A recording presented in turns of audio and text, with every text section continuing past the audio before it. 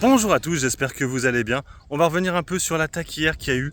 L'Iran a attaqué Israël finalement. C'est vrai qu'on était un peu en stand-by et bim, ils ont envoyé des drones. Alors l'attaque n'était pas non plus très forte et c'est ça qui fait dire que ça se trouve ça va peut-être s'arrêter là. L'Iran a dit grosso modo que eux ils feront pas plus.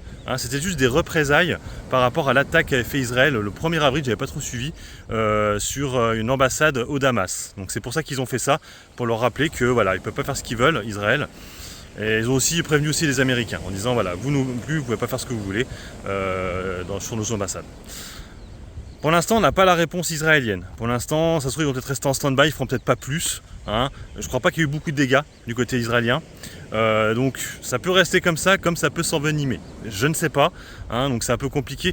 Sur les crypto-monnaies, on est toujours en baisse aujourd'hui, mais bon, les crypto-monnaies, ça correspond pas vraiment à ça. Sur les marchés israéliens, par contre, là, ça correspond. Ça baisse, mais c'est pas dingo. Le VIX prend seulement 7%, pardon, c'est pas fou. Je veux dire, ça aurait été vraiment impressionnant, on aurait pris 20-30%. Là, on est remonté assez haut quand même, mais vu ce qui s'est passé, c'est normal. Mais c'est pas non plus l'escalade de fou. En tout cas, c'est pas l'envolée du VIX. Donc ça, j'ai envie de dire, c'est plutôt bon signe. Quoi, bon signe. Ça risque pas de s'effondrer lundi. Peut-être que je me trompe, peut-être que ça va s'effondrer. Mais j'ai pas l'impression. Donc il va falloir regarder un peu ce que va dire du coup Israël. Est-ce qu'ils vont rester comme ça ou est-ce qu'ils vont rattaquer derrière? Ça j'en sais rien. J'en sais rien. Je rappelle que l'Iran, c'est vrai que souvent ils sont rapprochés un peu. Alors je connais pas les branches, mais je crois que c'est le Hezbollah, je crois un truc comme ça. Un peu, je crois que c'est ceux qui ont attaqué justement Israël quand vous avez des attentats qu'il y avait eu. Je crois qu'ils sont un peu proches de ça. Beaucoup de gens ont dit que c'était eux qui avaient commandité.